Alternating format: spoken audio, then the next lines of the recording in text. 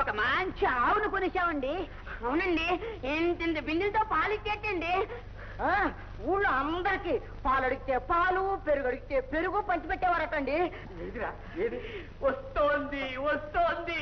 రండి చూద్దరు గారి, రండి రండి రండి రండి రండి గురుగారు, రండి త్వరగా రండి.